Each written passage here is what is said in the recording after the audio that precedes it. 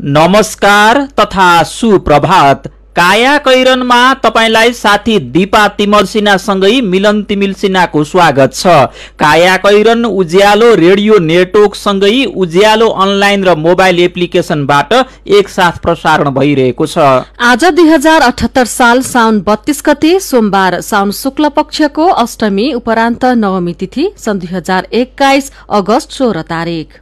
रूपन्देहीको Bhairahawa FM 97.3 megahertz आजदेखि 6औं वर्षमा प्रवेश गरेको छ। वार्षिक उत्सवको अवसरमा भैरवा एफएमलाई शुभकामना व्यक्त गर्दै काया कैरन सुरु गरौं मुख्य खबरका शीर्षकहरूबाट। अफगानिस्तान तालिबानको कब्जामा, काबुलबाट नेपालीको उद्धारमा समन्वय गर्न कार्यदल गठन, कूटनीतिक नियोगहरूलाई पत्राचार, नेपालीहरू उद्धारको पर्खाइमा। एम्बेसी भित्रकोलाई चाहिँ त्यति छैन अहिलेसम्म। एम्बेसीले नै हामीलाई पठाउने कुरा छ। यो बाहिरको सिचुएसन चाहिँ एकदम खराब नै छ अहिले। कोरोनाका कारण उत्पन्न मनोसामाजिक समस्या समाधानमा आफ्नै भूमिका महत्वपूर्ण, परिवार आफन्त र साथीभाइको साथ सहयोग पनि आवश्यक। त्यसलाई चाहिँ यस्तो भयो कि उस्तो भयो कि नभनिकन चाहिँ उसको कुराहरू सुनिदिने, ध्यान दिएर उसँगै बसिदिने हैन। उच्च शिक्षामा 7 अर्बको नयाँ परियोजना, उद्यमशील बन्न चाहने विद्यार्थीलाई लगानी गर्ने, अनुसन्धान प्राथमिकतामा। तालिबानले कब्जामा लिएपछि राजधानी काबुल छोड्नेहरू बढे, विमानस्थलमा भिड, आफूहरूसँग नडराउन तालिबानको आग्रह। र एभरेस्ट प्रिमियर लिग इपिएल खेल्ने खेलाडीको तलब 20% बढ्यो, स्पेनिस ला लिगामा एथलेटिको मड्रिड र बार्सिलोना विजयी। काया कैरनमा अब खबरको सिलसिला। 2 दशकको संघर्षपछि अफगानिस्तानको विद्रोही समूह तालिबान फेरि सत्तामा पुगेको छ। पछिल्लो हप्ता सरकारी फौज विरुद्धको आक्रमण तीव्र पार्दै तालिबानले शासन सत्ता हातमा लिएको हो। तालिबानले काबुलमा रहेको राष्ट्रपति भवन गैराती नियन्त्रणमा लिएको बीबीसीले जनाएको छ। देशका 34 मध्ये कम्तीमा 26 वटा प्रान्त कब्जा गरेको तालिबानले राजधानी काबुल घेरेपछि गृहमन्त्रीले शान्तिपूर्ण रूपमा सत्ता हस्तान्तरण गर्न तयार रहेको जनाएका थिए। तर त्यस लगत्तै राष्ट्रपति अशरफ घानी देश छोडेर भाग्नु भएको छ। उहाँ ताजिकिस्तान तर्फ उडेको जनाइएको छ। तालिबान लडाकुले अफगानिस्तानको सत्ता हातमा लिएसँगै अमेरिका, बेलायत लगायत देशले काबुलमा रहेका आफ्ना दूतावासमा कार्यरत कामदारको उद्धार थालेका छन्। उद्धार गर्नु अघि नेपाली कामदारको पीसीआर परीक्षण गर्न पनि थालिएको छ। नेपाल वायु सेवा निगमले अफगानिस्तानको राजधानी काबुलमा आगामी भदौ 10 मा चार्टर उडान गर्ने भएको छ।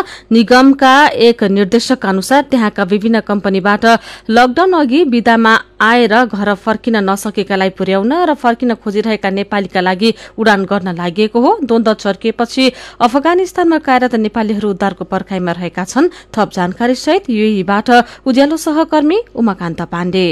तालिबानले चाहिँ थ्रेट दिएको देख्छ, एम्बेसीहरू चाहिँ सबै उठेर जाने प्लानिङ गरिरहेछ। अफगानिस्तानको द्वन्द्वग्रस्त काबुलमा कार्यरत पाल्पाका रामकृष्ण पाण्डे। अफगानिस्तानको घरेलु द्वन्द्वले त्यहाँ कार्यरत नेपाली जोखिममा परेका छन्। नेपालीहरू होटलहरूमा कैदी जस्तै भएर बसेको बताउनुहुन्छ दाङका पदम रोका। तालिबानले यस्तो गरिरहेछ, कता कता प्राणमा के भन्छ, अब समाचार देखाउँछ, कता कता त्यो अब फोटो हेर्ने मात्रै हो। हामी अब रुममै बसिरहेछौँ। अफगानिस्तानमा अमेरिकी दूतावास, युरोपियन युनियन, राष्ट्रसंघ, क्यानाडियन दूतावास, विश्व बैंक, ब्रिटिश दूतावास, European police, Baron hotel, green village लगायतमा नेपालीहरू कार्यरत छन्। अफगानिस्तानमा ग्रीन जोन र रेड जोन क्षेत्र तोकिए पनि अरू नागरिक जस्तै नेपालीहरू पनि असुरक्षित छन् भन्नुहुन्छ त्यहाँ कार्यरत दाङका मेघराज भट्टराई। पछि चाहिँ बल थाहा भयो, अब यिनी रेड जोन, यिनी ग्रीन जोन भनेर यिनी सबै यो उनीहरूले चाहे पार सबै हुन्छ। यिनी कसै कोही पनि सुरक्षित ठाउँ कुनै हुँदैन। छिमेकी भारत सहित अरू देशले आफ्ना नागरिक फर्काउन थाले पनि नेपालले अहिलेसम्म कुनै पहल गरेको छैन। विभिन्न दूतावासको सुरक्षामा खटिएका नेपालीहरू तिनै दूतावासले उद्धार गर्ने आशामा बसेको बताउनुहुन्छ त्यहाँ कार्यरत खोटाङका एम वाइवा। एम्बेसी भित्रकोलाई चाहिँ त्यति छैन अहिलेसम्म। एम्बेसीले नै हामीलाई पठाउने कुरा छ। यो बाहिरको सिचुएसन चाहिँ एकदम खराब नै छ अहिले। 5 वर्ष अघि आत्मघाती हमलामा परि ग्रीन जोनमै कार्यरत 13 जना नेपाली सुरक्षा गार्डको ज्यान गएको थियो। अहिले त्यहाँको अवस्था बिग्रिँदै गएकोले सक्दो छिट्टो उद्धार प्रक्रिया सुरु नगरे अवस्था डर लाग्दो हुन सक्ने बताउनुहुन्छ संयुक्त राष्ट्र संघको आप्रवासी कामदार मार्फत अफगानिस्तानमा 3.5 वर्ष काम गर्नुभएकी अधिकार कर्मी मीना पौडेल। तालिबानले काबुल कन्ट्रोल गर्यो भन्ने बित्तिकै त्यहाँ चाहिँ समस्या भयावह हुने देखिन्छ। एउटा UN मार्फत खोजी गर्नु पर्यो, अर्को जुन एम्बेसीहरूमा छन् त्यो एम्बेसीहरू मार्फत चाहिँ प्राइभेट कम्पनीबाट रिक्रुट गरेको भए तापनि उनीहरूलाई सोधेर चाहिँ उनीहरूको स्थिति बुझ्नु जरुरी चाहिँ छ जस्तो लाग्छ मलाई। यसैबीच सरकारले रोजगारीका सिलसिलामा अफगानिस्तानमा रहेका नेपालीको अवस्था यकिन गरी समन्वय र उद्धारका लागि परराष्ट्र मन्त्रालयका सहसचिव हरिशचन्द्र घिमिरेको नेतृत्वमा कार्यदल गठन गरेको छ।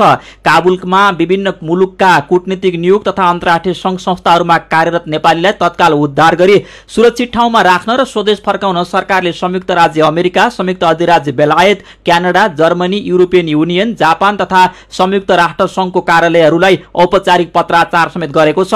उद्धार प्रयोजनका लागि अफगानिस्तानमा रहेका नेपाली नागरिकको विवरण संकलन गर्न कन्सुलर सेवा विभागको वेबसाइटमा नाम भरेर दर्ता गर्न सम्बन्धित व्यक्ति र परिवारका सदस्यलाई सरकारले आह्वान पनि गरेको छ। उद्धारसँग सम्बन्धित सम्पर्कका लागि परराष्ट्र मन्त्रालय, कन्सुलर सेवा विभाग तथा नयाँ दिल्लीमा रहेको नेपाली दूतावासमा हटलाइनको पनि व्यवस्था गरिएको छ।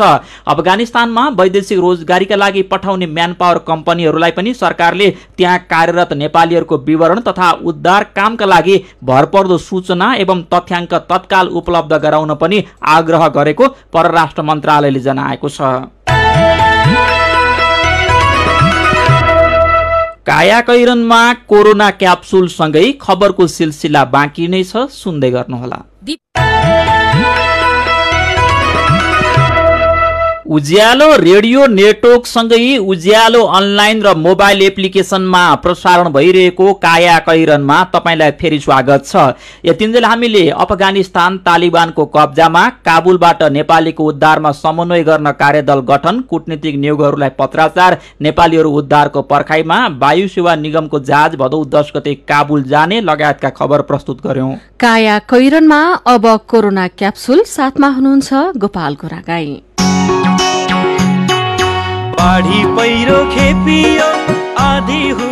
कोरोनाको यो 83औं क्याप्सुल हो। आजको क्याप्सुलमा 3वटा डोजहरू छन्।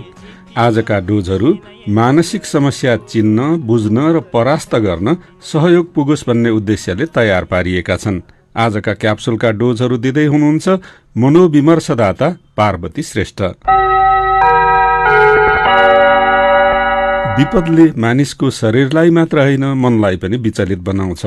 कोरोनाको महामारी सुरु भएपछि धेरै मानिसको मन हताश र निराश छ। मन हताश, निराश र असहाय हुनु भनेको मन बिरामी भएको लक्षण हो, किनकि रोग शरीरमा मात्रै लाग्दैन, मनमा पनि लाग्छ। मनमा रोग लागेको कुरा आफैले कसरी थाहा पाउने? सुनौ कोरोना क्याप्सुलको पहिलो डोज। चिन्ता लागिरहने, पीर लागिरहने, टेन्सन भइरहने हैन, अनि निन्द्राहरू नलाग्ने, खानपानमा अरुचि हुने, व्यवहारिक समस्याहरू देखिन थाल्यो। आफूले पहिला गर्दै आएको राम्रा कामहरू, रमाइला कार्यहरू चाहिँ अब गर्नै मन नलाग्ने अथवा नरमाइलो लाग्ने, आत्महत्याको सोचाइहरू आउने, रक्सी चुरोट अथवा यो अनलाइनको गेमहरूको अहिले एकदमै लत लाग्ने जस्तो अवस्थाहरू भयो भने चाहिँ त्यहाँ चाहिँ मानसिक स्वास्थ्य समस्या भयो कि भनेर चाहिँ हामीले शङ्का गर्नुपर्ने हुन्छ। लामो समयसम्म यस्तो लक्षणहरू देखिरह्यो भने चाहिँ समस्या भयो कि भनेर सोच्नु चाहिँ पर्दछ। मानिसले सबैभन्दा नजिकबाट आफैलाई मात्र चिनेको हुन्छ, त्यसैले मनमा चल्ने गडबडी पनि सबैभन्दा पहिले आफैलाई थाहा हुन्छ। त्यसपछि मात्रै आफू वरपरका मानिसले थाहा पाउँछन्।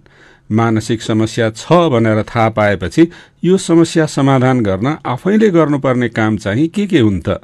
कोरोना क्याप्सुलको दोस्रो डोज यसै विषयमा छ। पहिला थाहा पाउने, यो चाहिँ के गरिरहेको छु अथवा मेरो व्यवहारहरू कस्तो भइरहेको छ, मेरो मनमा कस्तो भइरहेको छ, हामी आफैलाई पनि थाहा हुँदैन। नजिकको अरूले भनिदिइरहनुपर्छ, तिमी एकदम रिसाइरहेछौ, झर्किरहेछौ, तिमीलाई कस्तो भइरहेछ भनेर सुनाइरहनु पर्ने हुन्छ। मेरो मनमा चाहिँ त्यति खुसी छैन है, मलाई यस्तो चिन्ता लागिरहेछ है, पीर लागिरहेछ भन्ने कुराहरू चाहिँ आफैले थाहा पाउनु नै एउटा पहिलो स्टेप भयो होइन। थाहा पाएपछि चाहिँ कुन व्यवहारले चाहिँ तपाईँलाई अलिकति खुसी बनाउन सक्छ, सहज बनाउन सक्छ अथवा यस्तो विचारहरूलाई चाहिँ व्यवहारले जित्न सक्छ, यसरी चाहिँ हामीले आफूलाई के गर्दा राम्रो हुन्छ, व्यस्त हुन्छ, मन खुसी हुन्छ, यस्तो कुराहरू चाहिँ अरूलाई हानि नहुने गरी चाहिँ आफैले कामहरू गर्न सक्छौँ। जस्तो अब धेरै जस्तो गीत गाउने, सुन्ने होइन, कथा कविता सुन्ने, पढ्ने, लेख्ने, साथीहरूसँग कुराकानी गर्ने, त्यही पनि हुन सक्छ। आफैले कोसिस गर्दा गर्दै पनि मानसिक समस्याले सताउन छोडेन भने अब यो समस्या व्यक्तिमा मात्र सीमित रहँदैन। समस्या समाधान गर्न साथीभाइ, परिवारका सदस्य र आफन्तहरू अघि सर्नुपर्छ। कुनै पनि व्यक्तिको मानसिक समस्या समाधान गर्न साथीभाइ, परिवार र आफन्तले गर्नुपर्ने कामहरू के हुन्? सुनौ कोरोना क्याप्सुलको तेस्रो तथा अन्तिम डोज। सबभन्दा पहिलो चाहिँ परिवार, साथीभाइ, छरछिमेकी, नातागोता नै पर्छ होइन। र त्यस्तो गर्दाखेरि चाहिँ सपोर्ट गर्ने व्यक्तिले पनि उहाँलाई चाहिँ कुनै मूल्याङ्कन नगरिकन होइन, यसलाई चाहिँ यस्तो भयो कि उस्तो भयो कि नभनिकन चाहिँ उसको कुराहरू सुनिदिने, ध्यान दिएर उसँगै बसिदिने होइन, त्यस्तो व्यवहारहरू गर्न सक्छ। अर्को भनेको चाहिँ हामीले प्रोफेसनलहरूको पनि सहयोग लिनुपर्ने हुन्छ होइन। मानसिक स्वास्थ्य समस्या भनेर चाहिँ अरू शारीरिक समस्या जस्तै हो, त्यो हिसाबले चाहिँ हामी चाहिँ काउन्सलर्सहरू हुन सक्नुहुन्छ गाउँ ठाउँमा नजिकै, अथवा तालिम प्राप्त स्वास्थ्य कार्यकर्ताहरू हुन सक्छ, उहाँहरूको चाहिँ हामीले सहयोग लिन सक्छौँ। अनि अर्को कुरा मनोविदहरू, अनि यदि एकदमै गाह्रो भएको छ अथवा हुन्छ नि त्यसले चाहिँ तपाईँलाई मानसिक रोगकै शङ्का लागेको छ भने चाहिँ हामी साइकाट्रिस्ट डाक्टरहरूसँग पनि अपोइन्टमेन्ट लिएर कुराकानी गर्न सक्छौँ। भनिन्छ मानसिक समस्या भएको मानिसले म समस्यामा छु भनेर परिवार, आफन्त, चिन्जानको व्यक्ति र साथीभाइलाई कुनै न कुनै संकेत गरिरहेको हुन्छ। त्यसैले व्यक्तिको मानसिक समस्या चिन्न, बुझ्न र हटाउन परिवार, आफन्त र साथीभाइ पनि सधैँ अघि सर्नुपर्छ। आजको क्याप्सुलका डोजहरूका लागि मनोविमर्शदाता पार्वती श्रेष्ठलाई धन्यवाद र कोरोना क्याप्सुल सुन्नुभएकोमा तपाईँलाई पनि धन्यवाद। लौ त कोरोनाको अर्को क्याप्सुलमा फेरि भेटौँला।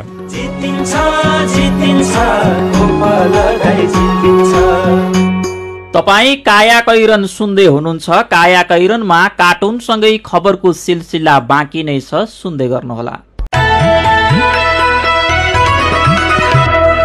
सीधा कुरा प्रष्ट विचार काठमाडौँमा 90 मेगाहर्ज उज्यालो रेडियो नेटवर्क मार्फत देशभरिका विभिन्न एफएम स्टेशन तथा उज्यालो अनलाइन र मोबाइल एप्लिकेशनमा प्रसारण भइरहेको काया कैरनमा तपाईलाई फेरि स्वागत छ। अब बाँकी खबर। बजारमा आवश्यक जनशक्ति अनुसारको पाठ्यक्रम निर्माण गरी उच्च शिक्षालाई रोजगारमुखी बनाउने उद्देश्यले उच्च शिक्षामा 7 अर्ब भन्दा धेरै लगानीको नयाँ परियोजना शुरू भएको छ। गएको 16 पुसमा उच्च शिक्षा सुधार परियोजना सकिए लगत्तै 60 मिलियन अमेरिकी डलर अर्थात 7 अर्ब 14 करोड़ रुपियाँ हाराहारीको नर्सिङ हायर एजुकेशन प्रोग्राम नेहेप कार्यक्रम शुरू भएको हो। विश्व बैंकको ऋण सहयोगमा सन् 2021 देखि 2026 सम्म सञ्चालन हुने गरी कार्यक्रम तय भएको छ। कार्यक्रममा नेपाल सरकारको पनि आर्थिक योगदान हुन्छ। विश्वविद्यालय अनुदान आयोग मार्फत सञ्चालन हुने नयाँ परियोजनालाई 2 हप्ता अघि मन्त्री परिषदले स्वीकृति दिएसँगै कार्यक्रम कार्यान्वयन पनि शुरू भइसकेको छ। कार्यक्रम उच्च शिक्षा नीति र 15औं योजनामा समेटिएका विषयमा केन्द्रित रहेर उद्यमशीलता विकास गर्ने मोडलमा सञ्चालन हुने तय भएको छ। उच्च शिक्षामा 7 अर्बको नयाँ परियोजना उद्यमशील बन्न चाहने विद्यार्थीलाई लगानी गर्ने अनुसन्धान प्राथमिकतामा आजको नयाँ पत्रिका दैनिकले खबर छापेको छ। सत्ता गठबन्धनको दोस्रो शक्ति माओवादी केन्द्रले प्रतिगमनको खतरा कायमै रहेको भन्दै निष्कर्ष निकालेको छ। केन्द्रीय समिति बैठकले हिजो अध्यक्ष पुष्पकमल दाहालद्वारा प्रस्तुत राजनीतिक र विधान संशोधन प्रस्ताव पारित गर्दै प्रतिगमन विरुद्ध सजग भएर अघि बढ्ने निष्कर्ष निकालेको हो। बैठकले आउँदो पुस दोस्रो हप्ता पार्टीको राष्ट्रिय सम्मेलन गर्ने निर्णय गरेको छ। पार्टीलाई रूपान्तरण गर्ने उद्देश्यका साथ पुस 11, 12 र 13 मा राष्ट्रिय सम्मेलन गर्ने प्रस्ताव पारित भएको हो। यसैबीच कांग्रेसले लामो समयदेखि अधिवेशन गर्न नसकेपछि तदर्थ समितिमा चल्दै आएका भातृ संस्थाहरूको म्याद फेरि 6 महिना बढाएको छ। विद्यार्थी संघ, तरुण दल, प्रजातन्त्र सेनानी संघ, किसान संघ, दलित संघ, आदिवासी जनजाति संघ, राष्ट्रिय लोकतान्त्रिक अपाङ्ग संघ लगायत भातृ संस्थाहरूको पदावधि थप गरिएको हो। अब विदेशको खबर। विद्रोही समूह तालिबानले अफगानिस्तानको राजधानी काबुल कब्जामा लिएपछि त्यहाँका नागरिक विस्थापित हुन थालेका छन्। काबुल छोड्ने क्रममा त्यहाँ भागदौड़ समेत मचिएको छ। काबुलमा रहेको अन्तर्राष्ट्रिय विमानस्थलमा भीड़ बढ़ेको छ। विमानस्थलमा गोलाबारी समेत भएको आवाज सुनिएको र केही घाइते भएका बीबीसीले जनाएको छ। तालिबानले भने काबुलका बासिन्दालाई नडराउन आग्रह गरेको छ। आफूहरूले बदला नलिने भन्दै नडराउन तालिबानले आग्रह गरेको हो। यसैबीच अमेरिकाले काबुलका बासिन्दाको उद्धार गर्न 1000 अतिरिक्त सुरक्षाकर्मी परिचालन गर्ने भएको छ। यसअघि अमेरिकाले त्यहाँ 3000 सैनिक पठाएको थियो। अब खेल खबर। चौथो संस्करणको Everest premier league EPL T20 cricket प्रतियोगिता खेल्ने नेपाली खेलाडीको तलब बढेको छ। EPL ले हिजो विज्ञप्ति निकालेर चौथो संस्करणको प्रतियोगिता खेल्ने नेपाली खेलाडीको तलब 20% बढाएको जनाएको हो। कोरोना महामारीको कारण खेलाडीले बेहोरेको कठिनाइलाई मध्यनजर गर्दै तलब 20% बढाइएको इपिएलले जनाएको छ। स्पेनिस ला लिगामा एथलेटिको मड्रिड र बार्सिलोना विजय भएका छन्। गैराती घरेलु मैदान नाउ क्याम्पमा बार्सिलोनाले रियल सोसिडाडलाई 4-2 गोल अन्तरले हराएको हो। यस्तै गैराती नै एथलेटिको मड्रिडले सेल्टा भिगोलाई 2-1 गोल अन्तरले पराजित गर्दै विजय सुरुवात गरेको छ। फुटबलको अर्को प्रसंगमा इंग्लिश प्रिमियर लिग फुटबलमा साबिक विजेता म्यानचेस्टर सिटी टोटनह्यामसँग पराजित भएको छ। गैराती भएको खेलमा सिटी टोटनह्यामसँग 1-0 गोल अन्तरले पराजित भएको हो। यस्तै गैराती नै भएको अर्को खेलमा वेस्ट ह्यामले विजय सुरुवात गरेको छ। न्यूक्यासललाई 4-2 गोल अन्तरले पराजित गर्दै वेस्ट ह्यामले विजय सुरुवात गरेको हो।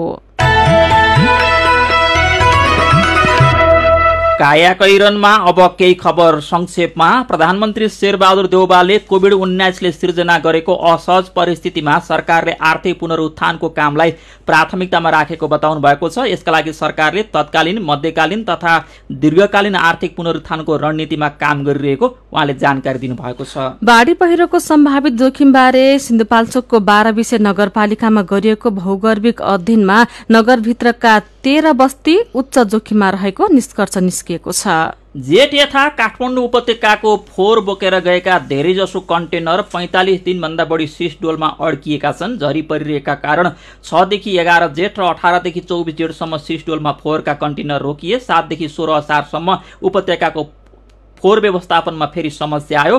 फोहोर व्यवस्थापन केन्द्र सिसडोलमा जाने सडक भत्किएको र कन्टेनर फोहोरमा फसेपछि 10 दिनसम्म फोहोरका गाडी आवत जावतमा समस्या भएको थियो। 3 महिनामा 35 दिन सडकमै थुप्रियो उपत्यकाको फोहोर शीर्षकमा आजको नयाँ पत्रिका दैनिकले खबर छापेको छ। झापामा रहेको गिरिबन्धु टी स्टेटले राख्दै आएको हदबन्दी भन्दा धेरै जग्गा बिक्री गर्न अदालतले रोक लगाएपछि राजनीतिक नेतृत्वलाई प्रभावित पारेर ऐन नै संशोधन गराइएको खुलासा भएको छ। र विस्तृत परियोजना प्रतिवेदन र वातावरणीय प्रभाव मूल्याङ्कन बिनै सेती नदीसहित पोखराका प्राकृतिक सम्पदा लामो समयका लागि भाडामा लगाउने सबै प्रक्रिया रोक्न उच्च अदालत पोखराले हिजो अन्तरिम आदेश जारी गरेको छ। कायाकैरनमा अब चाहिँ पालो आयो उखानको। बाछो खाने बाघले पाडो राख्दैन। उज्यालो रेडियो नेटवर्कबाट प्रसारण भइरहेको कायाकैरन सक्नु अघि मुख्य खबर फेरि एकपटक। अफगानिस्तान तालिबानको कब्जामा, काबुलबाट नेपालीको उद्धारमा समन्वय गर्न कार्यदल गठन, कूटनीतिक नियोगहरूलाई पत्राचार, नेपालीहरू उद्धारको पर्खाइमा। कोरोनाका कारण उत्पन्न मनोसामाजिक समस्या समाधानमा आफ्नै भूमिका महत्वपूर्ण, परिवार, आफन्त र साथीभाइको साथ सहयोग पनि आवश्यक। उच्च शिक्षामा 7 अर्बको नयाँ परियोजना, उद्यमशील बन्न चाहने विद्यार्थीलाई लगानी गर्ने अनुसन्धान प्राथमिकतामा। तालिबानले कब्जामा लिएपछि अफगानिस्तानको राजधानी काबुल छोड्नेहरू बढे, विमानस्थलमा भिड, आफूहरूसँग नडराउन तालिबानको आग्रह। र एभरेस्ट प्रिमियर लिग इपिएल खेल्ने खेलाडीको तलब 20%ले बढ्यो। स्पेनिस ला लिगामा एथलेटिको मड्रिड र बार्सिलोना विजयी।